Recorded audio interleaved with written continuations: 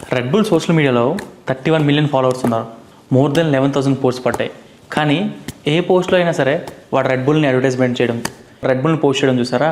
I mean క్యాన్ని లేదు. Trick ఏంటో చూద్దాం, కలిసి పోదాం. ఈసారి సబ్స్క్రైబ్ బటన్ కొట్టండి. సో మ్యాటర్ ఏంటంటే రెడ్ బుల్ వాడు ఫాలో అయితే ఒక డిఫరెంట్ స్ట్రాటజీ అనమాట. వాడు ఎప్పుడు డైరెక్ట్గా వాడు ప్రోడక్ట్ని అడ్వర్టైజ్ చేయడు, సబ్కాన్షియస్గా మనకు బ్రాండింగ్ చేస్తాడు. జనరల్లీ నువ్వైనా నేనైనా అసలు ఒక బ్రాండ్ పేజ్ ఎందుకు ఫాలో అవ్వాలి?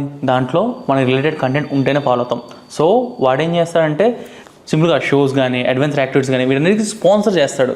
స్పాన్సర్ చేయడం వల్ల ఆబ్వియస్లీ లోగో అనే దగ్గర కనిపిస్తుంది, మనం ఆ కాంటెంట్ని కన్జ్యూమ్ చేస్తాం. సో మన మైండ్లో సబ్కాన్షియస్గా అది రిజిస్టర్ అవుతుంది. అలానే మీరు చూస్తే హైదరాబాద్లో ఏ కాలేజ్ ఫెస్ట్ అయినా సరే రెడ్ బుల్ ఒక మినీ కూపర్ కార్ వేసుకొని వచ్చి అందరికీ ఫ్రీగా రెడ్ బుల్ డిస్ట్రిబ్యూషన్ చేస్తాడు. ఎందుకంటే వాడికి తెలుసు మనమే వాడి టార్గెట్ కస్టమర్ అని. సో వీడు ఎక్కడ వాడి ప్రోడక్ట్ని అమ్మాలని చూడు, వాడి ప్రోడక్ట్ని అడ్వర్టైజ్ మాత్రం చేస్తాడు, అది కూడా సబ్కాన్షియస్గా.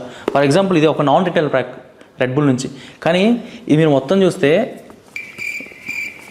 లోపల రెడ్ బుల్ ఉంది, కానీ బయట ఇక్కడ ఒక్క దగ్గర క్యాన్ ఉంది, వెనకాల క్యాన్ ఉంది, మిగిలినంతా ఏదో ఒక స్టోరీ టెల్లింగ్గా ట్రై చేస్తున్నాడు. సో దీని నుంచి మనం నేర్చుకోవాల్సింది ఏంటంటే సింపుల్గా మనం ఏమైనా బ్రాండ్ స్టార్ట్ చేసినా బిజినెస్ స్టార్ట్ చేసినా అది జనాలకు ఎలా ఉపయోగపడుతుంది, ఎలా ఎడ్యుకేట్ చేయగలుగుతాం అని కాన్సన్ట్రేట్ చేస్తే ఆటోమేటిక్గా వాళ్ళే ఫాలో అవుతారు, కొనడం కూడా స్టార్ట్ చేస్తారు. చెప్పడం మర్చిపోయాను. మ్యాటర్ ఏంటంటే నేను చెప్పానని చెప్పి రెడ్ బుల్ తాగొద్దు, షుగర్ ఉంటుంది.